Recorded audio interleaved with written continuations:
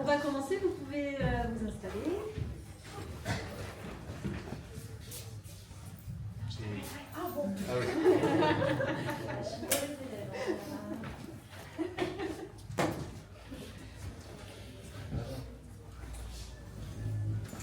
Je vous remercie d'être là ce soir. Je suis Cécile Girardin, la nouvelle présidente du groupe ornithologique des Deux-Sèvres depuis la dernière AG du printemps.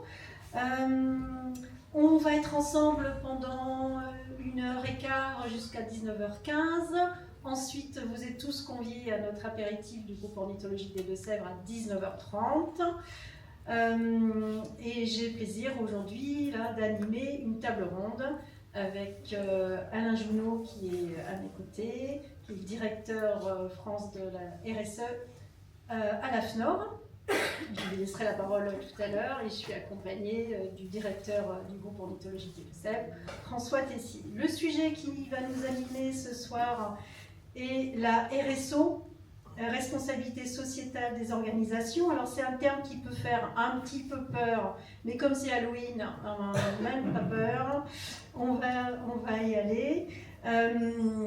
Il y a 2 temps dans cette table ronde, on va échanger tous les 3 sur ce sujet-là et je ferai venir nos 3 parties prenantes qui sont ici dans la salle. Norbert Pelletier qui est directeur d'Argasner France Nord-Ouest à Neuville-Bois, Stéphane Boudot qui est là, encadrant technique à Prestea à Niort, et puis Moya Lartigot, directrice de France Nature Environnement Nouvelle-Aquitaine.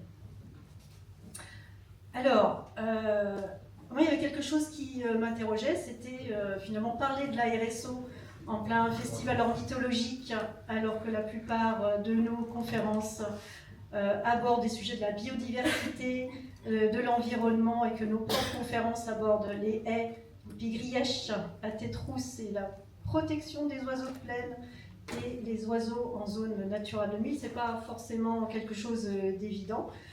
Pourquoi parler d'une certification? Alors, j'ai quand même quelques éléments de réponse à vous apporter.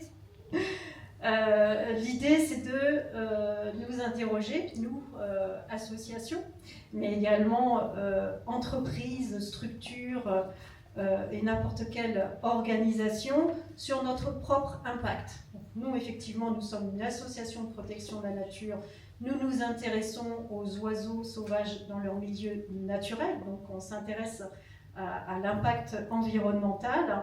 Mais la RSO nous permet de nous interroger sur l'ensemble de nos impacts sociaux, économiques et sociétaux. Donc cette table ronde avec nos partenaires va aborder l'ensemble de ces thématiques croisées qu'une APNE, Association de protection de la nature comme la nôtre, peut rencontrer. Alors ce qui me guide en tant que présidente et aussi notre conseil d'administration, c'est comment une APNE comme la nôtre prend conscience, connaît, assume nos propres impacts au niveau environnemental, et au-delà de l'environnemental, comment on peut nous améliorer, comment cette certification nous permet de nous améliorer. Est-ce que cet outil RSO va nous permettre finalement de structurer notre politique? Et c'est une démarche que nous avons engagée depuis 2022. En 2022, l'association du groupe Ornitho était déjà en pleine croissance, dans un contexte qui encore aujourd'hui, politiquement et budgétairement, imprévisible. Donc est-ce que c'est un outil qui va nous permettre de nous structurer, sachant que nous étions nous-mêmes dans l'élaboration d'un plan stratégique à 5 ans qui s'appelle CAP 2030. On cherche aussi les synergies, les cohérences avec d'autres dispositifs, notamment celui de l'OFB, qui est, puisque nous sommes certifiés, entreprise engagée pour la nature. Au-delà de toutes ces grilles de critères, de tous ces outils, moi ce qui me paraît très important, c'est le fait qu'on s'approprie cet outil, que la RSO nous permette de prendre du recul sur notre mission et surtout sur la sincérité de nos engagements. Est-ce qu'on comprend bien ce que c'est que la RSO? est-ce qu'on a une démarche sincère par rapport d'ailleurs à nos parties prenantes, et je pense que le portage politique que peut avoir le groupe ornithologique des Deux-Sèvres sur la RSO est hyper important, tout comme un dirigeant dans son entreprise doit porter la RSO.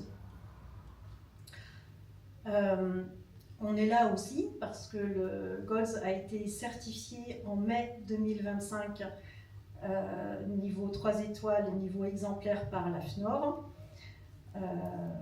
Et donc au bout du premier coup, ça, on a hier, effectivement, et M. Junot expliquera effectivement comment ça se passe, sachant qu'effectivement on est engagé depuis 2022 et donc c'est un travail sur 3 ans qui est ici récompensé. Je ferai venir tout à l'heure nos partenaires. Je disais tout à l'heure à M. Junot que nous on avait appris 2 mots avec la RSO. Alors 2, voilà, je résume. C'est les fameux PP, donc partie prenante, puisque on apprend en conseil d'administration qu'on ne dit pas tellement partenaire, mais partie prenante, et je vous laisserai tout à l'heure expliquer ce que c'est, mais l'idée dans la partie prenante, c'est qu'il y a en fait une prise avec nos partenaires et que chacun a un impact sur l'autre. C'est cet effet miroir qui est intéressant de comprendre. C'est que le GOLS reconnaît qu'il a des impacts à chaque fois qu'il prend une décision politique. Un impact économique, un impact social, sociétal et évidemment environnemental. L'autre mot, et là je laisserai François s'occuper de ce mot-là, c'est le mot indicateur, puisque maintenant nous sommes en train de faire remonter nos indicateurs. Alors nous on a l'habitude de compter les oiseaux. Maintenant, on compte autre chose. Alors, par exemple, les kilomètres, 140 000 kilomètres, je crois. Non, mais tu as d'autres indicateurs sous la main, donc je ne dévoile pas grand-chose. Donc, je laisserai François parler du déploiement technique, finalement, de notre RSO. Voilà, et puis on va faire un retour d'expérience, effectivement, avec nos parties prenantes, nos fameux PP. Je vous laisse la parole, Monsieur Junot. Oui. Alors, je vais parler de RSO et puis du label. Après, ça sera la suite sur les parties prenantes. Je vais essayer d'être le plus pédagogique possible. Alors déjà, d'où est venu ce concept de RSO? Et je pense que ça va vous intéresser parce que ce sont les citoyens que vous représentez qui ont finalement créé ce concept. En 2005, les associations de consommateurs pilotées par le Canada ont interpellé la communauté internationale pour dire la chose suivante: écoutez, on en a assez de lire des rapports développement durable. À l'époque, on les appelait les rapports développement durable. Aujourd'hui, c'est des rapports RSE ou RSO. Demain, ça sera des rapports durabilité. Quand on lit des rapports développement durable, on n'y comprend rien. On ne sait pas si finalement ce que raconte l'entreprise, c'est ce que devrait raconter l'entreprise. Déjà. Je vous laisse lire à titre individuel les rapports aujourd'hui RSE de Total, etc. Vous pourriez vous poser la question: est-ce que c'est révélateur de ce que devrait être la stratégie en matière de contribution aux objectifs de développement durable? Donc les consommateurs alertent la communauté internationale et très rapidement nous consultons, et j'ai eu la chance moi de travailler sur ce sujet.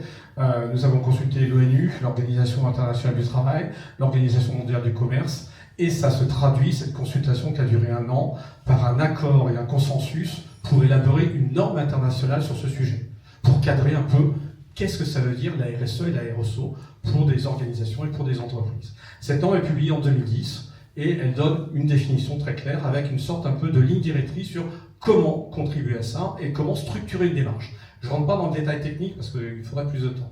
Néanmoins, j'en viens à la suite. La norme est publiée et très rapidement se pose la question: oui, c'est très bien, d'accord. Les entreprises vont suivre, entre guillemets, ces lignes directrices, elles vont déclarer faire de la RSE, comme Shane, par exemple. Oui, d'accord, mais est-ce que véritablement c'est sincère? Est-ce que c'est performant, etc. Donc très rapidement, on se pose la question de comment on évalue les entreprises. Et là, je vais faire un deuxième volet pédagogique parce que je vais essayer de vous expliquer ce qu'est un label RSO. Je vais faire un comparatif avec un label que vous connaissez tous et toutes. Le baccalauréat est typiquement un label. Pourquoi? Qu'est-ce qui fait que le baccalauréat aujourd'hui est considéré comme un diplôme crédible? Il repose sur 4 ingrédients. Un cahier des charges, je passe mon bac scientifique, on va m'interroger en physique-chimie, en mathématiques, en histoire-géo, en philosophie, etc. Donc on vous dit, ah oui, c'est sérieux quand même. Voilà. Dans chacune des disciplines, on va me poser des questions. Si je prends les mathématiques, si je commence à vous dire qu'un bac scientifique, on vous interroge sur la multiplication, l'addition et la division, vous allez dire, ouais, je ne sais rien du tout. Donc on va regarder quels sont les critères sur lesquels je vous évalue. Donc on va vous évaluer sur les probabilités, les suites numériques, les intégrales. Donc là, vous dites, c'est sérieux. Très bien, c'est le premier ingrédient. Deuxième, la compétence des évaluateurs. Heureusement que ce n'est pas un prof de philo qui corrige ma copie de maths, et que c'est bien un professeur de mathématiques. Troisième ingrédient, qui est finalement la méthode de notation. C'est-à-dire quand votre prof, quand vous étiez en terminale avant de préparer le bac, vous disait vous avez eu 14 sur 20 à votre copie de mathématiques, vous n'étiez pas là à lui dire non, non, je ne suis pas d'accord, normalement c'est 18, etc. Non, vous aviez quelque part confiance dans la façon de noter. Pourquoi? Parce que la méthode de notation, dans les disciplines scientifiques comme dans d'autres disciplines, est reconnue robuste. En mathématiques, par exemple, on repose sur un triptyque qui s'appelle raisonnement, argumentaire, résultat. Et puis le quatrième ingrédient, c'est je n'étais pas derrière un ordinateur dans ma chambre à répondre aux questions du baccalauréat, j'étais en salle avec un examinateur qui me surveille, et donc j'étais bien sur site. Je vais faire un comparatif maintenant avec le label. Quand on a créé le label RSE et RSO, on s'est inspiré du baccalauréat, en quelque sorte. On a créé 4 ingrédients, un cahier des charges. Je vais vous évaluer sur la gouvernance et la stratégie de votre association. Je vais vous évaluer sur le capital humain, parce que pour faire fonctionner une association, il faut des salariés, et comment je gère ces salariés, et comment je les embarque dans ma démarche. Je vais vous évaluer sur le déploiement de vos activités. Vous êtes une association de protection de la nature. Très bien, donc ça veut dire que dans votre activité de protection de la nature, comment vous intégrez les aspects RSE? Et on reviendra tout à l'heure sur les exemples. Le quatrième, finalement, c'est dans mon cœur de métier l'association de protection de la nature. D'accord, mais qu'est-ce que je vais développer comme produit et service? Et on l'a vu. Par exemple, Goss va se mettre à faire de la formation. Ah, bah, très intéressant. Mais dans ces cas-là, quand je fais de la formation, comment j'intègre des aspects RSE pour finalement permettre à n'importe quel type de population de venir dans les meilleures conditions se former? Vous voyez, c'est un peu... Donc c'est dans mon cœur de métier, comment j'intègre ça dans mes processus de production. Et le cinquième, c'est l'ancrage territorial. Quelle relation j'ai avec mon territoire? À cela, on va associer un autre volet qui est, on va analyser vos indicateurs. Donc ça, c'est le cahier des charges. Deuxième, la méthode de notation. Ben, c'est comme le bac, on vous note, et donc on vous note sur 1000 points. On a une technique, je ne rentre pas dans le détail, mais en fonction de la note globale, on va vous délivrer le label avec une mention. Si j'ai entre 700 points et 1000 points, qui est le cas de Goss, j'ai la mention exemplaire, qui est l'équivalent de la mention très bien au bac. Excellent. Et puis en fonction, quand je dégrade, si j'ai entre 500 et 700 points, la mention confirmée, etc. Donc on a des mentions en fonction de la note obtenue. Troisième, les évaluateurs. Ce sont des experts en matière RSE et RSO qui sont chevronnés. Je pense que la fois vous pourriez en témoigner sur Méry Aubin que vous avez eu en évaluatrice. Donc on a une connaissance extrêmement large de tous les sujets, mais aussi on a une maîtrise totale de la façon de vous noter. Et donc ce sont des experts qui sont sélectionnés sur la base de leur expérience professionnelle, mais ils passent 5 jours de formation chez nous. Alors que ce sont des experts depuis 15-20 ans pour certains. Ils ont 5 jours de formation avec un examen qui est très très poussé pour maîtriser la façon dont je vous note. Et puis, on a notre méthode d'évaluation. C'est ça. On ne vous interroge pas en disant « Tenez, répondez au questionnaire, je vais analyser ça à distance ». Non, on vient chez vous. Et on va interroger ce qu'on a appelé les parties prenantes internes et externes. C'est on rencontre les dirigeants, les salariés, mais on rencontre des parties prenantes externes. On fait une étude de perception pour comprendre finalement comment tout ça s'articule. Voilà, je vous ai résumé en quelques minutes d'où vient le concept de RSO et comment on a construit un label. Hein, c'est pas n'importe quoi, c'est pas juste un coup de tampon, et vous verrez tout à l'heure dans des présentations. Oui, et j'ai oublié une partie prenante, vous m'y faites penser, c'est que je crois que notre partie prenante la plus importante, ça reste quand même les oiseaux. Et est-ce que finalement notre RSO permet d'accompagner notre objet social? Est-ce que ça permet de le renforcer aussi? Donc ne jamais oublier pourquoi en fait on fait les choses, ne jamais oublier notre objet social. Et je dirais, alors je vais un peu, on en a parlé tout à l'heure, donc je vais vous embêter là-dessus, mais c'est vrai que les grilles, les indicateurs, les machins, c'est bien, on en a besoin. Mais je pense que surtout nous à PNE, on ne doit jamais oublier d'aller sur le terrain. Ça me manque moi personnellement d'aller suivre les œufs d'Icknen Criard en ce moment, parce que j'ai pas le temps, je suis en réunion. Donc c'était un petit clin d'œil que je voulais vous faire. C'était aussi pour reparler de notre implication et de notre sincérité de la démarche. Donc, voilà. Toujours rester focus, je pense, sur notre objet social. Je laisse la parole à François, justement, sur les fameux indicateurs et tout ça. Je sens que ça va intéresser tout le monde, les indicateurs. Vous n'hésitez pas à me poser des questions, parce que c'est évidemment un peu un sujet intéressant. Bon, en fait, il y a plutôt eu au sein du GOTS une évolution des indicateurs qu'on a fait évoluer. Donc aujourd'hui, je vais en prendre quelques-uns. Il y a des indicateurs sociaux, environnementaux et puis économiques. Alors, la première des choses, c'est que, juste pour te répondre à ta question, notre objet social de protection des oiseaux, on le continue et ça ne changera jamais. On est vraiment dans cette logique-là. Mais à cette époque-là, on ne mesurait pas notre impact de nombre de kilomètres qu'on faisait pour la protection des oiseaux. Donc, le fait d'être rentré dans cette démarche de RSO, ça nous a mis aussi en lumière le fait qu'on allait mesurer le nombre de kilomètres que les salariés faisaient, mais aussi le nombre de kilomètres que les bénévoles faisaient, et donc notre impact. Là, on est sur de l'impact carbone, mais de la protection des oiseaux. La première fois quand le chiffre est sorti, je me souviens des administrateurs, 136 000 km pour protéger les oiseaux. On se demandait aussi avec certains d'entre vous, est-ce que ça vaut le coup de le faire ou pas? Est-ce qu'il ne faut pas au contraire arrêter? Parce que très honnêtement, c'est une question qui vient se poser. Et là, on s'est rapproché de ce que tu viens de dire. Notre objet social, ça restera toujours la protection des oiseaux sauvages et leur milieu. On continuera dans ce sens-là. Et donc là, on s'est dit, pour être le plus vertueux possible, appliquons aux autres ce qu'on leur demande de faire. Donc on applique la séquence éviter, réduire, compenser sur chacun de nos projets. Et donc, ça veut dire que les salariés essayent de modifier leurs pratiques de point d'écoute pour essayer de faire un peu moins de kilomètres. Donc ça, il y a déjà eu un effort assez important sur chaque dossier, on se pose ces questions-là. Je vais vous donner quelques exemples après là-dessus. Mais après, on arrive à la fin à se dire, un peu comme une entreprise ou une collectivité, il y a une partie des kilomètres qu'on n'arrive pas, qu'on est obligé de faire pour protéger les oiseaux. Et donc on compense, alors c'est pas du tout le terme, parce que c'est du volontaire là-dessus, 6 km, sur des projets de plantation de forêt qu'on a fait en 2022 avec Créateurs de forêt. Et cette année, je vous le dis là-dessus, c'est aussi une nouvelle, on a enfin acheté la parcelle de Fontenille où on va protéger des oiseaux, donc des oiseaux du bocage et des orchidées, et on va donc mettre cette compensation de notre 144 000 km sur une parcelle dans l'ancrage territorial. Donc ça, c'est vraiment important. Et après, on s'est dit avec les salariés, d'accord, mais 144 000 km, ça signifie rien.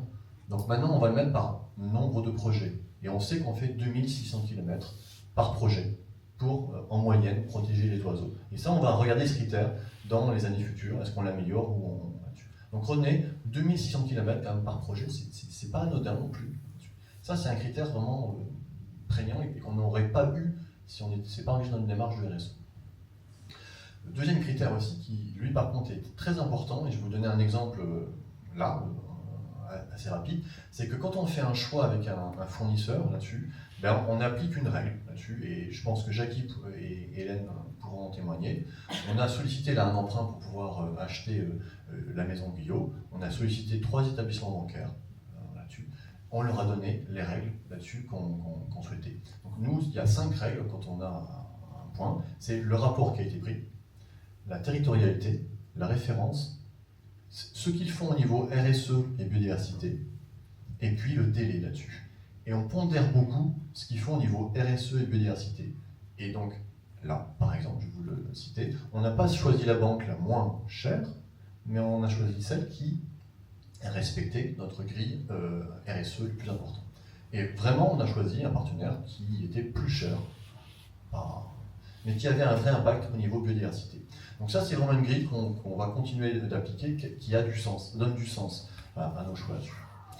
Et puis, je vais prendre un critère qui est plutôt un critère social, parce qu'en fait, nos partenaires, ils parlent de richesse humaine.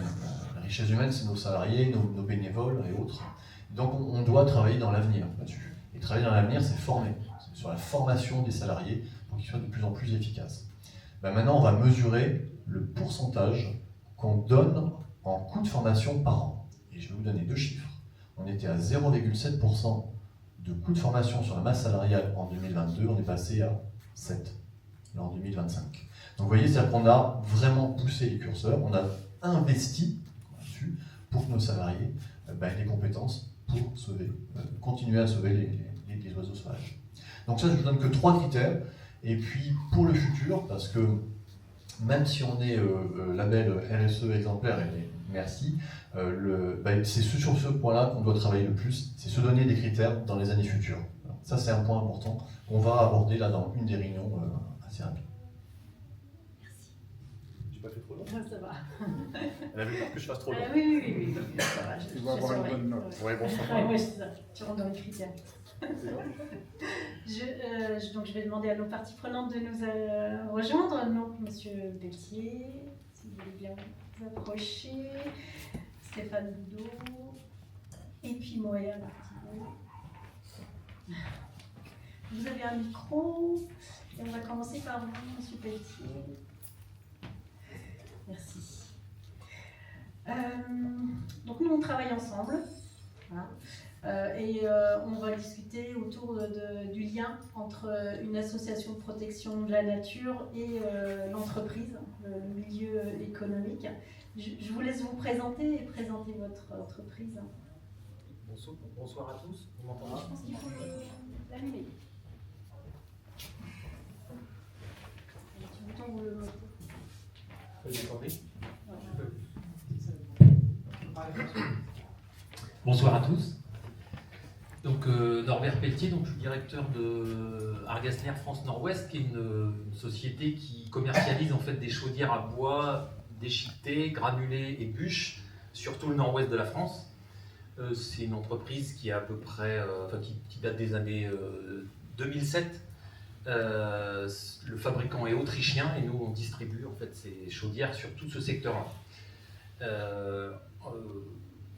Il y a 3 ans, en fait, le patron de l'entreprise, qui est décédé il y a bientôt 2 ans, avait fait le choix en fait, de planter autant d'arbres que de chaudières vendues.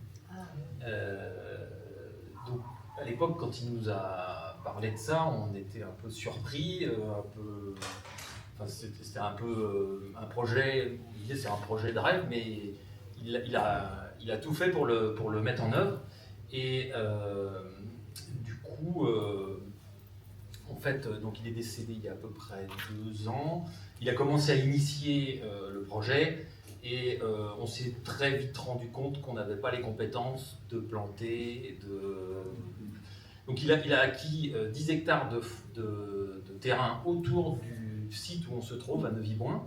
Et donc la première année, on va dire en quelques semaines, on a essayé de trouver des arbres qu'on a pu pour en planter. On s'est très vite rendu compte que ça ne ferait pas et qu'il fallait qu'on soit aidé. Et du coup, on s'est rapproché de plusieurs associations, parce qu'il y avait plusieurs axes. C'était accueillir la biodiversité, faire de la pédagogie, et puis former un peu les écoles, et donc planter des arbres. Et donc on s'est entouré donc du GODS, de Bocage Pays Branché pour tout l'aspect technique des plantations, et puis de la Ligue de l'enseignement pour nous aider un peu à faire de la pédagogie. Et des SNE. Effectivement, ce qui est intéressant dans votre projet, c'est ce collectif d'associations qui est engagé dans votre projet. Le groupe ornithologique donc embarqué dans l'aventure avec vous par un appel à projet de la région Nouvelle-Aquitaine qui s'appelle Nature et Transition, qui a permis en fait déjà d'apporter des fonds, mais aussi de cadrer la démarche. Et avec François, donc, qui a pris ça en charge, de développer une stratégie de biodiversité et de vous accompagner dans votre projet. Est-ce que ça, vous pouvez témoigner de cet accompagnement? En fait, comme je le disais, nous on s'est très vite rendu compte de nos limites. On était plein de bonnes intentions, mais on n'avait pas forcément mesuré, on n'avait pas d'indicateur par rapport à quelle manière on pèse sur la ressource. Donc tout ça a été mis en lumière avec l'aide de François. Et du coup, ça nous a permis effectivement déjà de comprendre, de voir, et puis de se donner des axes de développement et puis de suivi. Est-ce que c'était, vous m'aviez dit, la première fois que vous travailliez avec une association de protection de la nature? Tout à fait, oui. Vous, en tant que chef d'entreprise? Oui, effectivement. Alors ça n'a pas été trop dur? Si. Non, mais Je serais pas là sinon. Non, ça s'est très bien passé. Nous, c'était un peu compliqué pour nous de concilier dans le temps qu'on avait, de laisser un peu la place et de s'ouvrir un peu et d'ouvrir tout le personnel à ces nouvelles problématiques, à cette nouvelle vision des choses. Mais du coup, on a un peu pris le temps, on s'est donné les moyens de prendre le temps. Certainement pas suffisamment, mais... Est-ce qu'on peut dire, nous, quand c'est en miroir, c'est-à-dire que vous, chef d'entreprise, c'est la première fois que vous travaillez avec une APNE, mais c'est aussi au niveau du GODS, presque une révolution culturelle, que de nous ouvrir au milieu économique. Et ça, c'était un choix qui avait été fait. Je suis rentrée au conseil d'administration en 2021 et j'ai donc vécu cette démarche d'ouverture auprès du milieu économique. Et c'est pas si simple que ça, en fait, de nous ouvrir aux pollueurs, aux machins, tout ce qu'on peut entendre. Mais en fait, l'idée, c'était plus d'élargir, nos chakras, on va dire, mais d'élargir à d'autres publics, puisqu'on avait l'habitude de travailler avec, vous voyez, les écoles en termes de sensibilisation, les collectivités locales, mais finalement assez peu avec le milieu économique qui pourtant a un impact sur l'environnement par son activité ou par son foncier. Et votre projet montre qu'une entreprise, alors tu parlais tout à l'heure de éviter, réduire, compenser, le fameux ERC, peut effectivement être dans une démarche volontaire et puis ensuite structurée par l'accompagnement d'une APNE. Et je trouve exemplaire ce qui a été fait sur la forêt de Gaïa. Vous pourrez retrouver là, les prospectus qui sont là sur la table. Donc on parle de l'achat et ensuite de la plantation, de la sensibilisation avec les écoles, la population locale, vous m'expliquiez, et d'autres entreprises qui étaient aussi intéressées. Donc on voit que ça fait boule de neige à l'instigation d'une entreprise. Donc c'est plutôt à ce niveau-là réussi, je trouve, et exemplaire. Et juste pour abonder, parce qu'en fait moi j'étais à la genèse du dossier avec Franck aussi là-dessus. Donc c'est vrai que Franck Racco, l'ancien dirigeant, il était vraiment très très motivé et voilà, on ne mesure pas à quel point une personne peut lancer quelque chose de très très important pour accompagner beaucoup d'autres entreprises maintenant. Argasner, c'est quand même 29 salariés, une trentaine de salariés. Ils ont investi du temps, ils ont acheté 10 hectares, ils ont planté 6500 plants, ils ont fait tous les inventaires, donc botanique, insectes, les oiseaux, ils ont formé tous les salariés. Ils ont transformé un bâtiment agricole pour accueillir toutes les écoles là-dessus, donc qui est ouvert au public. Et puis à la fin, on a fait cette stratégie de biodiversité sur laquelle il y a un engagement. On a respecté l'engagement de Franck de une chaudière vendue, un arbre planté dans les années futures, et qui va ouvrir d'autres partenariats. Franchement, il y a peu d'entreprises qui volontairement font ça, et donc c'est vrai qu'on voulait aussi un peu vous mettre en lumière parce que vraiment, c'est bien. On pourra faire mieux, mais c'est déjà vraiment très très bien. Vous disiez tout à l'heure que donc vous avez planté et que là vous êtes à la fin de la campagne de plantation. Oui, on a pratiquement planté sur les 10 hectares. En fait, l'idée c'était pas de planter toute une forêt, mais de faire des haies, de faire des zones un peu différentes avec des futaies, des arbres qu'on mettra en tétard, enfin de laisser un peu la biodiversité s'installer. Oui. Et des mares aussi, on va faire des mares. Et quand on a préparé la table ronde, vous me disiez que vous aviez un peu de mal à relancer la machine. Vous avez fini de planter, et maintenant, qu'est-ce qui se passe? En fait, c'est pas forcément naturel pour une entreprise, c'est pas, on va dire, ses priorités au quotidien. Donc il faut qu'il y ait la volonté pas que du dirigeant, mais de tous les employés. Et puis il faut être aidé, clairement. Si on n'était pas aidé et soutenu, on en resterait là. Oui, c'est pour ça que plus les dirigeants, plus la gouvernance est convaincue, et plus on peut perdurer dans le temps. Oui. Et vous disiez aussi que votre dispositif, une chaudière vendue, un arbre planté, vous aidait finalement à vous projeter dans le temps, maintenant que la grande campagne de plantation était achevée. Oui, alors on arrive un peu au bout là, parce qu'en fait on a très vite fait planter ça se plante assez vite des arbres au final, quand on est bien entouré, plus vite qu'on vend des chaudières en tout cas. Donc du coup l'idée là c'est peut-être un peu de se développer autour de la haie, de faire de la pédagogie, ça reste un potentiel et un gisement de bois pour notre activité. Qui reste pérenne et on est dans un cercle assez vertueux en fait. Donc on se dirige un peu vers de la pédagogie autour des haies, oui. Les utilisateurs de nos chaudières. Voilà, alors ça c'est un sujet qui est très important parce que votre entreprise a un impact direct sur la ressource bois, oui. Donc, ce qui a été clairement démontré par l'étude. Et donc par le prélèvement. Et effectivement, donc vous avez planté, mais le fait de travailler avec une APLE et puis les autres associations vous a permis de décaler votre réflexion sur la haie ou l'agroécologie. Oui, parce que clairement, dans les discours habituels d'un fabricant ou d'un concessionnaire, c'est de rassurer ses clients en disant mais la ressource, il n'y a pas de problème. Quoi.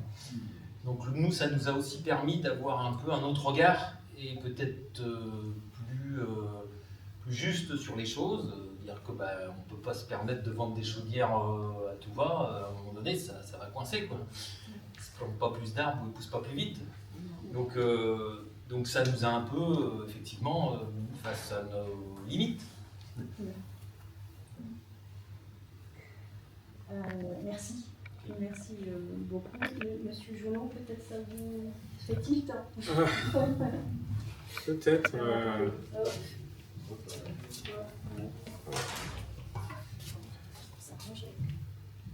Je vais réagir sur deux choses, parce que c'est intéressant. Vous avez employé le terme de projet de rêve de votre dirigeant. Nous, on a fait une étude européenne, c'était cet été. On va publier les résultats prochainement, parce que je voulais dire que je préside une association internationale, principalement européenne, sur le sujet de la RSE. Et on s'aperçoit, dans 88% des cas, dans les démarches vraiment, on va dire, structurées et performantes en matière de RSE et de RSO, en fin de compte, l'impulsion vient du dirigeant. Alors vous voyez, oui, c'est normal, etc. Oui, sauf que quand on vous parlez aujourd'hui de contribuer finalement à l'avenir de notre planète, à la nature, etc., vous êtes obligé d'avoir des réflexions sur du moyen long terme. Et il n'y a que des dirigeants engagés qui vont avoir cette réflexion. Ça, et on le voit, l'effet. Ça, c'est important parce que, quelque part, l'impulsion, même si au-delà de l'impulsion, après, c'est comment j'irrigue dans l'entreprise pour embarquer mes collaborateurs. Et je voudrais le souligner, ça. Le deuxième, je reviens sur les parties prenantes, parce que ça a été le débat international.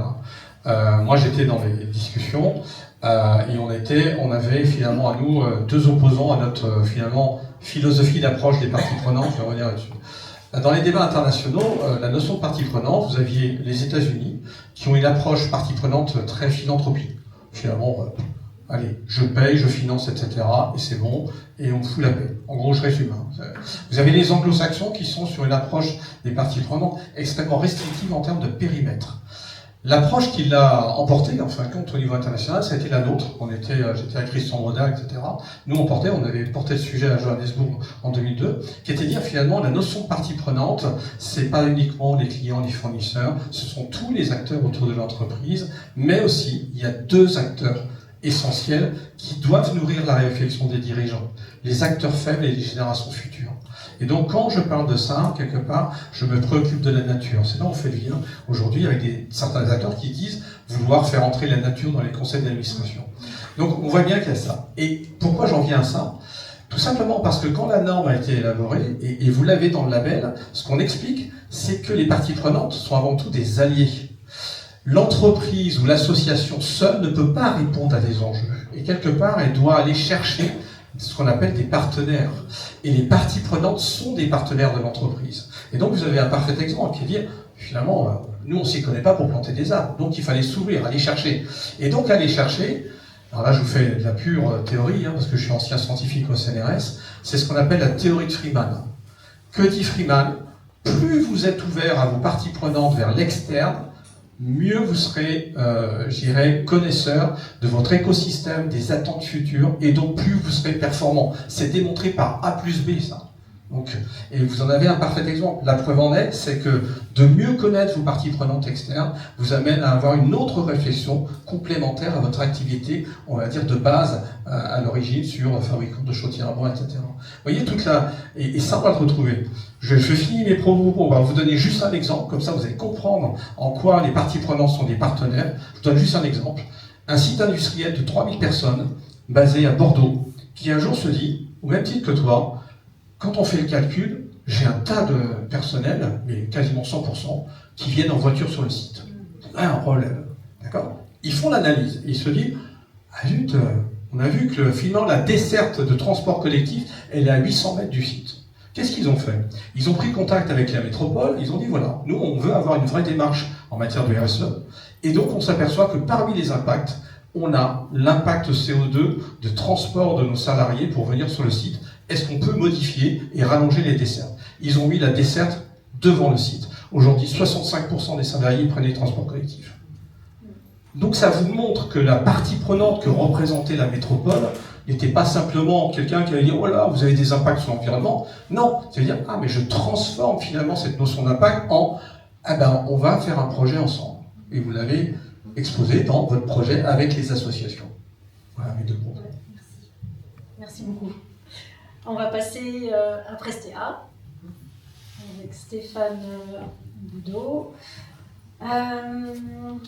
Stéphane, tu travailles à Prestea, et on se connaît nous depuis à peu près 2022 entre le GOTS et Prestea. Hein. Est-ce que tu peux présenter Prestea et puis ton rôle dans l'entreprise? Oui, alors bonjour, merci d'être là, et puis merci pour cette invitation. Prestea, c'est une entreprise adaptée, c'est-à-dire que le public cible, c'est en fait des salariés qui sont vraiment... l'objectif, c'est que les salariés soient en CDI pour obtenir une stabilité de leur situation professionnelle. Et puis, même si on est dans le domaine, on va dire, professionnel standard, je cherche le mot, eh bien, on cible des salariés en situation de handicap. Donc, qui ont la reconnaissance, qualité du travail handicapé. Et je précise ça au début, pour dire que c'est pas un ESAT où les personnes qui travaillent sont défrayées pour leur présence, mais vivent essentiellement d'une allocation adulte handicapé. Là, c'est pas le cas. On a des personnes qui sont vraiment qui ont du parcours professionnel auparavant, pour certains d'entre eux, et qui, pour des raisons X ou Y, ont eu des accidents de vie, qu'ils soient physiques ou autres, et qui ont été orientés vers les structures départementales, les MDPH, la maison départementale des personnes handicapées, et qui, ayant obtenu cette reconnaissance, sont orientés vers les structures qui correspondent, parmi lesquelles les entreprises adaptées. Donc on est dans le domaine ordinaire en fait, on n'est pas une entreprise, entreprise d'insertion, on est dans le circuit du travail ordinaire, avec la particularité qu'on a une aide financière au poste qui est financée par les ARS, qui fait que, de fait, notre effectif est composé à 75% de personnes en situation de handicap. D'accord. Est-ce que tu peux nous décrire ton poste? Oui, alors moi justement, je n'ai pas un poste décisionnel, à petite échelle. Je suis encadrant technique, c'est-à-dire que j'encadre plusieurs groupes de personnes sur différentes activités, et puis, on va dire, au niveau de l'entreprise, on a un responsable du site qui est responsable technique, qui prend les décisions, Et puis au-dessus, on a une directrice. Et donc il y a, on va dire, un niveau hiérarchique qui est assez relativement restreint, on va dire. Et est-ce que tu peux expliquer comment nous on s'est rencontrés entre Bien sûr.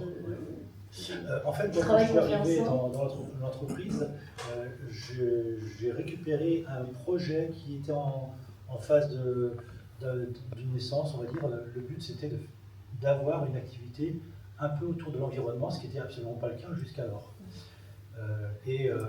Comme il y avait des activités qui nécessitaient des palettes, entre autres, l'idée, ça avait été de recycler les palettes, pouvoir faire quelque chose avec les palettes, et par exemple, des refuges à insectes. Quand moi je suis arrivé, il y avait 2 collègues qui étaient en train de se débrouiller à faire de briques et de broc, ce qu'ils pouvaient avec des bois. Et comme moi je suis arrivé avec, entre autres, une formation en menuiserie, on m'a refilé le bébé, sachant que beaucoup de mes collègues étaient un petit peu réticents à ce projet qui émanait effectivement de l'ancien responsable technique qui était là auparavant. Et tout le monde disait, mais des refuges à insectes, on ne pourra jamais vendre ça, on n'a pas les compétences. Et puis, il y en a plein les magasins, ça vient de Chine, les gens ils vont acheter ça 3 francs 6 sous, et on ne pourra jamais faire quelque chose de viable économiquement.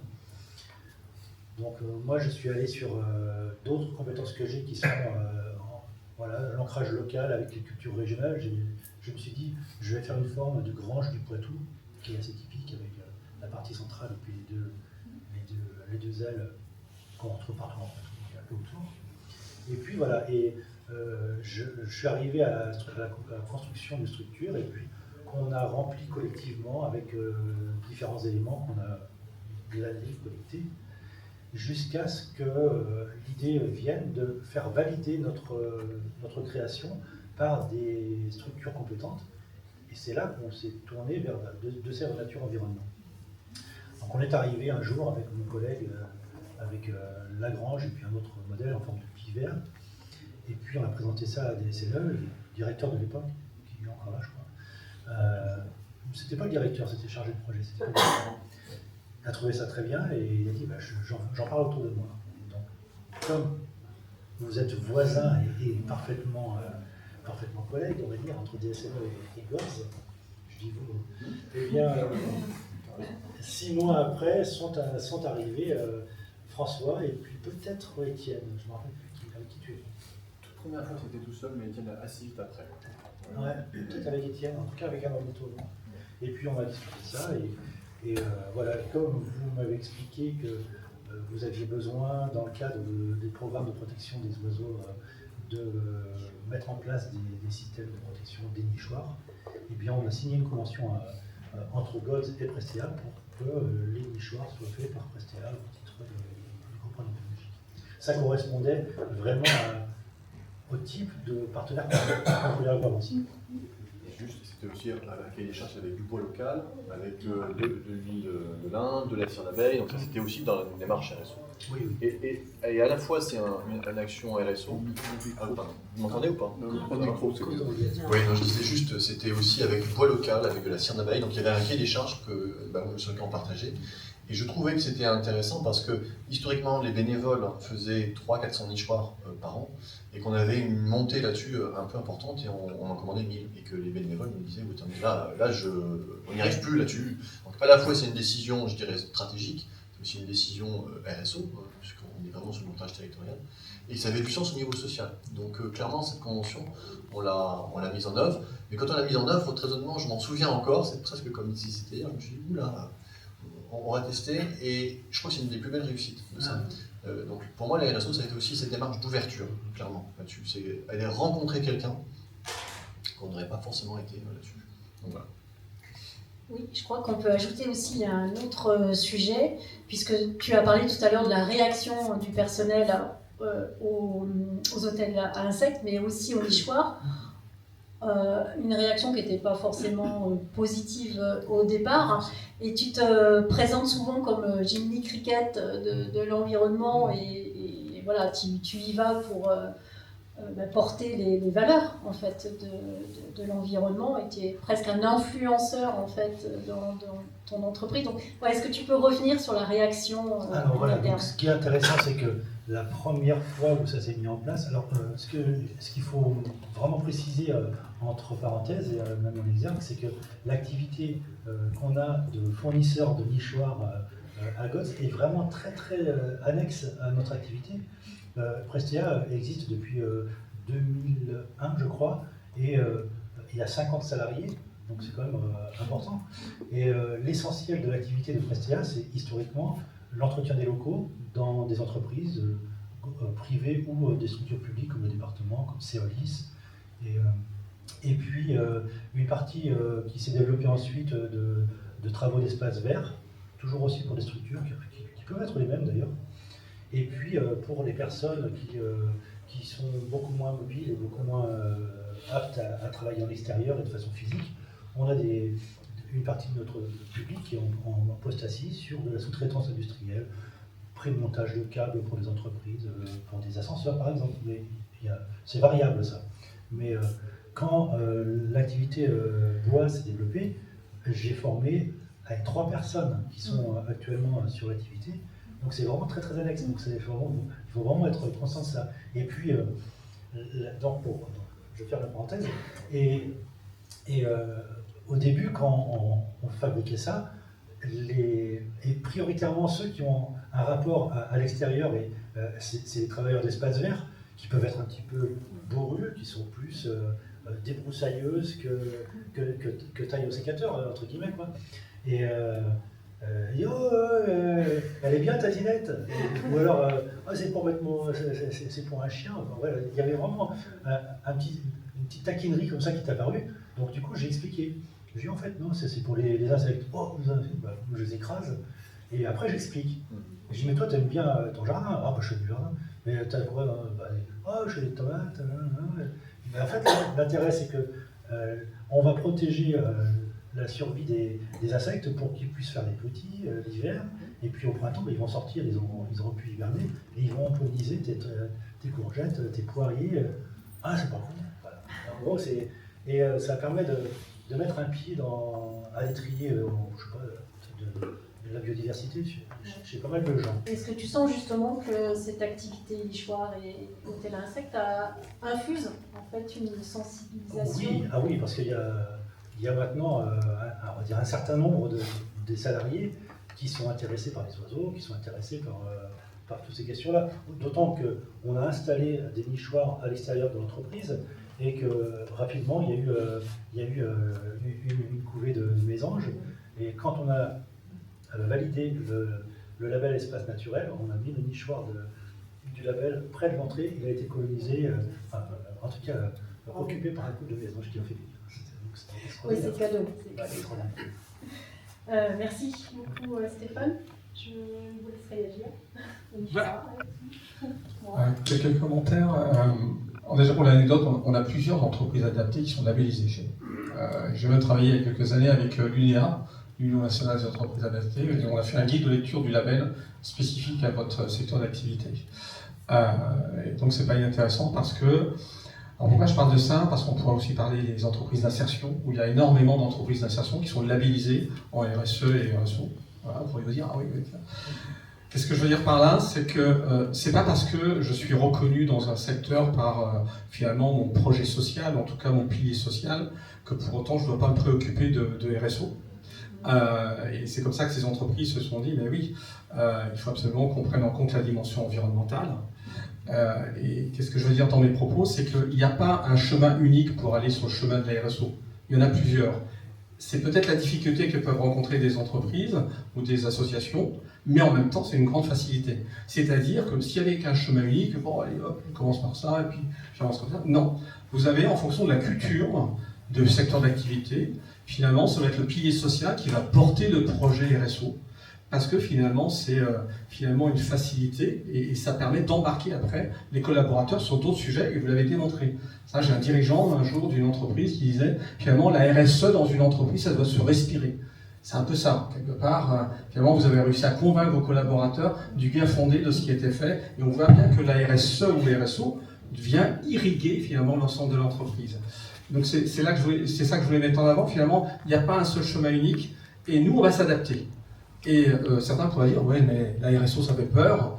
Je vais vous rassurer, c'est indolore. Franchement, je vais peut-être vous surprendre, mais c'est comme ça que je vends mon label. Il n'y a rien à préparer. Moi, je peux être là demain matin, ou en tout cas lundi matin, dans chacune des structures présentes. Pourquoi ? Parce que, et là je finirai mes propos par ça, finalement, quand on fait de la RSE ou de la RSO, et quand on fait, nous, de l'évaluation, vous avez un cadre qui s'appelle RSE, RSO. Et autour de ce cadre, ce sont des pièces de puzzle qui représentent ce que vous faites au quotidien. L'objectif de l'évaluation, c'est de rassembler les pièces de puzzle dans le cadre, donc de donner de la cohérence à ce que vous faites en parlant de RSO, et de vous dire, et ça c'est mon rôle en tant qu'évaluateur, il manque des pièces de puzzle, et je vous dis lesquelles. Et pour celles qui existent, là, à quelques endroits, c'est encore un peu flou, et je vais vous dire ce qu'il faut faire pour que ça devienne très clair. C'est ça l'objectif. Vous voyez que ça n'a rien à voir avec... On parle de certification, mais ça, c'est des problèmes de sémantique entre experts, etc. Dans l'évaluation, finalement, je vais, en fin de compte, partir de rien du tout, et ça rassure l'entreprise. Alors, bien évidemment, si elle n'a pas fait grand-chose, elle n'a pas une bonne note. Donc, c'est pour ça qu'il y en a qui se préparent pendant 2-3 ans pour essayer d'avoir une très bonne note dès le départ. Mais j'en ai d'autres qui se sont lancés en disant, bah, finalement, je vais faire comme si c'était mon check-up de santé, vous allez me dire combien j'ai. Puis, ils ont eu 360 points. Oui, d'accord, mais on leur a expliqué comment avoir plus de points et assez rapidement, et donc ils progressent plus rapidement. Voilà. Je voulais terminer par ça, mais qui illustre assez bien, finalement, qu'il n'y a pas une catégorie d'entreprise ou d'association qui est privilégiée pour aller sur le chemin de l'RSO. C'est tout type, mais c'est en fonction de la culture. Et bien on prend une porte ou on prend l'autre porte, mais en tout cas, à un moment donné, on converge vers un ensemble qui s'appelle un équilibre social, sociétal, économique et environnemental. Merci. Effectivement, au groupe Ornitho, le pilier environnemental était forcément structurant, Ouais. mais c'est pas parce qu'on est à PNE qu'on est forcément exemplaire au niveau environnemental. Effectivement, comme disait François sur, par exemple, le kilométrage, ça nous pousse aussi à regarder un peu plus finement les choses. On va terminer avec Moëlla Lartigot. Tu es directrice de France Nature Environnement Nouvelle-Aquitaine, à laquelle le groupe Ornitho est affilié, donc notre confédération. Merci d'être là, Moëlla. Merci. Est-ce que tu peux la présenter à tout le monde, ce que c'est que France Nature Environnement Nouvelle-Aquitaine? Tout à fait. Donc du coup, France Nature Environnement Nouvelle-Aquitaine a été créée en 2016 par les 3 fédérations membres qui sont Poitou-Charentes Nature, la Sépenceau et FNE Limousin, donc avant qui s'appelait Limousin Nature Environnement. Donc cette confédération, donc c'est une confédération puisque ces fédérations sont toujours existantes à l'heure actuelle, a été créée suite à la fusion des régions pour représenter justement les associations. Donc il faut savoir que FNENA, c'est plus de 200 associations en Nouvelle-Aquitaine, oui, avec une multitude d'objets sociaux qui soient à la fois naturalistes, mais aussi sur le déplacement, le changement climatique, etc. Donc en fait, ça représente 150 salariés et environ 15 000 adhérents et adhérentes au niveau de la région. Voilà. Et donc du coup, le GOTS est en fait adhérent à Poitou-Charentes Nature, qui est la fédération membre de FNE Nouvelle-Aquitaine. Du coup, dans les missions de FNE Nouvelle-Aquitaine, donc FNENA est adhérente à France Nature Environnement, qui est notre fédération nationale. Et étant dans ce réseau, en fait, elle se doit, FNENA, de faciliter en fait, les actions des associations du territoire. Donc on va en fait s'appuyer sur les compétences en fait de nos associations pour mener notre objet social qui est la protection de l'environnement. Voilà. Donc en fait on a plusieurs missions, dont une qui est de porter des programmes de biodiversité. Au niveau de la grande région, donc FNENA va les porter au niveau administratif et au niveau financier, et ensuite elle va demander à ces associations, enfin en tout cas c'est ces associations qui vont créer ces programmes pour ensuite les mener sur les territoires, et notamment donc avec le groupe ornithologique des Deux-Sèvres, on mène le programme Cocourlis, donc pour protéger le courlis cendré en Nouvelle-Aquitaine, qui est une espèce qui est en forte régression. Voilà. Tu m'as parlé quand on a préparé Oui. aussi cette table ronde du projet stratégique qui a été voté Oui. cette année, Oui, dans lequel tu intègres la réflexion sur la RSO. tout à fait. Donc cette année, en tout cas, on a été accompagné dans un dispositif local d'accompagnement pour que FNENA ait un projet stratégique. Et dans ce projet stratégique a été voté un axe qui est que FNENA participe à la RSO. Voilà. Bravo. Oui. Alors du coup, peut-être qu'on peut expliquer pourquoi FNENA a décidé de rentrer dans cette RSO. Alors comme j'ai pas beaucoup travaillé, en fait je vais faire travailler le public. je vais vous amener... alors, donc je vais vous demander, alors là on va parler du GOTS en fait. Mais on va revenir après à FNENA. Donc Jean, je vais te demander une mission du GOTS. Oula, une mission du GOTS. Pour toi. Ah, sensibiliser et éduquer. Alors, madame, vous pouvez dire que vous ne connaissez pas. Ah, je connais protéger. D'accord. Accompagner. Jean-Michel?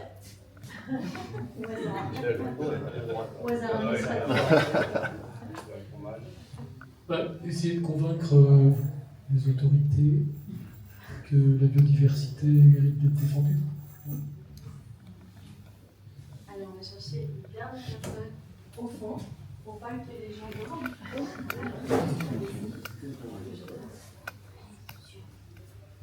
Je dirais éduquer, sensibiliser, protéger. Tu peux en choisir un autre parce que ça, t'es tombé sur l'administrateur. Là. Ah, alors est-ce qu'il y a des personnes qui connaissent pas trop le GOTS? Ah, La dame, je veux la dame. alors à votre avis, avec ce que Moi, je connais pas du tout. eh ben, Mais oui, tous autant que vous êtes, vous m'avez beaucoup sensibilisé. Du style, je pense aux nouvelles générations. Parlez dans le micro. Aux nouvelles générations, du style faire connaître les chambres d'agriculture, les professeurs d'STV, les chefs d'entreprise dans votre milieu d'activité ou même en dehors, hein, les PME, voilà, les syndicats. Je pense à tous ces acteurs, synchroniser et puis les actions. les merci. Alors du coup, moi, je vais vous en donner une autre. En fait, au groupe ornithologique des Deux-Terres, du coup, ils vont protéger des oiseaux dans les plaines. Donc notamment les busards cendrés et le tard canepetière. Et du coup, que ce soit les bénévoles ou les salariés, ils passent vraiment beaucoup de temps avec les agriculteurs, tous les jours en fait, où du coup les agriculteurs vont en fait raconter leur vie, leur travail, et du coup ces salariés, ces bénévoles, ils vont venir les écouter, prendre du temps avec eux. Donc en fait on va bien au-delà que la protection des oiseaux, même si bien sûr c'est notre premier but, mais on se rend compte de en fait, notre ancrage territorial, de tout ce qu'on fait au-delà de notre mission de protection de la nature. Il y en a une autre de mission. Moi, je trouve que par ces temps un peu troublés, la démocratie n'est pas forcément le mot à l'ordre du jour. Et ben, dans nos associations, je trouve qu'on est encore un espace où on peut venir débattre, s'exprimer. Par exemple, à FNE Nouvelle-Aquitaine, on a des réseaux thématiques où on va parler, là, c'est l'actualité, des parcs photovoltaïques. Qu'est-ce qu'on en pense? Qu'est-ce que chacun de nos bénévoles en pense? Et plus on creuse un sujet, plus on se rend compte que tout n'est pas tout blanc ou tout noir. Et qu'il va falloir qu'on trouve des compromis, des avis ou pas. Peut-être que vraiment, là, on est tous d'accord, il faut, on est contre ou on est pour. Mais en tout cas, on a ces espaces où on va pouvoir débattre. Et je trouve que ces espaces, dans notre société actuelle, ils sont en train de régresser. Donc en fait, c'est pour vous dire à quel point dans nos associations, on a des missions qui sont nombreuses et que on a vraiment, on est très ancré dans cette société, on a une responsabilité sociétale, et que moi je trouve qu'on fait un travail extraordinaire. Et que du coup, quand on va dans ces démarches-là, eh ben, on va faire des diagnostics. Alors je ne sais plus combien de pratiques vous aviez diagnostiquées, 53 non ou... La toute première fois, Oui. en 2022, 87. 85. La première fois. Et en fait, moi je trouve que rentrer dans en fait, ces diagnostics, ça nous permet de se remémorer, parce que souvent on a la tête dans le guidon, et on se dit oh là là, on n'avance pas assez, oh là là, on n'y arrive pas. Mais en fait, moi je trouve que là, on va diagnostiquer, on se remémore en fait tout ce qu'on a fait. Et moi je trouve que c'est vraiment extraordinaire tout ce qu'on fait avec le peu de moyens que l'on fait. Et donc on se tourne vers le passé et on se dit ah oui, on était parti de là et maintenant on en est là. Et voilà tout le travail qu'on réalise. Moi je prends un petit peu le contre-pied. Je suis d'accord que ces diagnostics c'est fait pour nous améliorer, mais moi je trouve qu'à chaque fois ça nous permet de se reposer et de se dire mais en fait on fait du bon travail et que chaque personne qui est arrivée en fait dans ces associations, elles ont mis une petite pierre et ça a participé à l'édifice. Et donc, on voit tout ce qu'on a fait et on voit le beau travail. Sauf qu'en fait, du coup, Maëlys qui est là, je tiens à te dire, tu fais un super travail, voilà. Mais en fait, tu as peu de moyens. On a peu de moyens pour valoriser les actions que l'on mène. Et donc, rentrer dans des labels comme celui-ci, faire des dispositifs locaux d'accompagnement, des diagnostics, c'est ça qui nous permet aussi de toujours valoriser nos actions, de toujours montrer ce que l'on fait. Et aussi, alors là je le dis, c'est vrai que donc on travaille avec les agriculteurs, on travaille avec les centres socioculturels, on travaille avec de nombreux acteurs, mais le monde de l'entreprise, on n'y était peut-être pas tout à fait encore. Et du coup, rentrer aussi dans le label RSO, c'est aussi peut-être commencer à utiliser le même langage. Voilà. Se dire, montrer aux entreprises tout ce que nous aussi on peut faire. Je pense aussi c'est montrer notre exemplarité, mais aussi, comme ce que vous avez dit, pouvoir se reposer sur ce qu'on a fait et se dire on peut aussi toujours s'améliorer. Voilà. En tout cas, moi je suis très fière que vous ayez eu 3 étoiles, que vous ayez eu votre baccalauréat. Voilà. Mais nous, en tout cas, on a vraiment envie à FNE Nouvelle-Aquitaine aussi de rentrer dans cette démarche pour toutes les raisons que j'ai énoncées, pour voir aussi tout le travail qu'on a réalisé, pour aussi s'améliorer et aussi pour l'exemplarité, puisque nous sommes une confédération.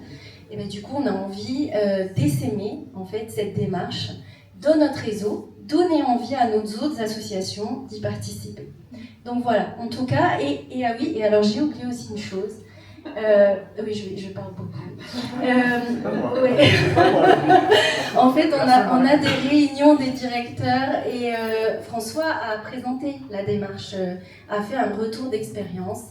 Et donc, il nous a dit aussi quelques pistes qu'il pouvait mettre en œuvre dans cette RSO. Il nous a dit, bah voilà, nous, en tout cas, maintenant qu'on a la RSO, on réfléchit aussi à ce que les salariés, ils aient au moins 2 jours dans l'année, pendant lesquels, en fait, ils peuvent aller dans les associations pour venir vous aider.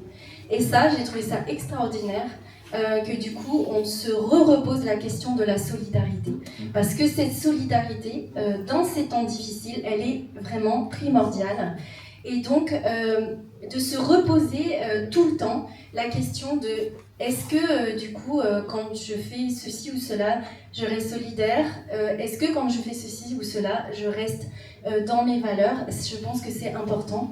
Et ça vient interroger, en fait, toutes ces notions. Voilà. Merci beaucoup pour ce que tu viens de dire.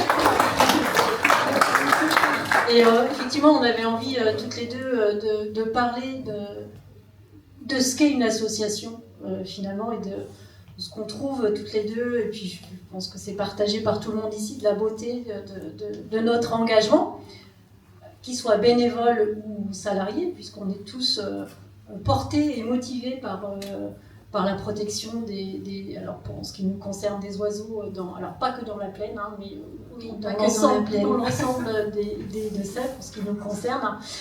Et c'est vrai ce que tu dis, c'est l'engagement en fait, qui nous porte et qui nous fait continuer aussi, parce que c'est pas tous les jours très facile, il y a des hauts, il y a des bas. Mais tant que le cœur y est, finalement, on continue. Donc, bénévole, merci beaucoup pour ce que tu as dit.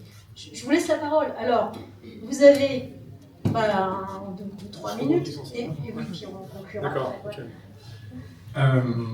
Alors, je vais rebondir. Je vais vraiment vous donner beaucoup de lueurs d'espoir par rapport à la pérennité des associations. Alors, pourquoi ? Parce qu'on pourrait se poser la question, compte tenu du contexte actuel, en tout cas, on pourrait se dire que peut-être que demain ou après-demain, certains politiques auraient la tentation de réduire les subventions, ce qui est déjà le cas. Voilà. Alors je vous donnais le maître mot que nous avons chez AFNOR et qui est partagé, c'est notre directeur général qui a toujours eu cette vision, et je peux vous le confirmer par les chiffres. On n'a jamais eu autant de croissance de chiffre d'affaires. Moins il y a de réglementation, plus il y a de démarches volontaires. Et je vais vous parler notamment dans le champ de la biodiversité. Vous entendez parler beaucoup de la loi Omnibus, en gros la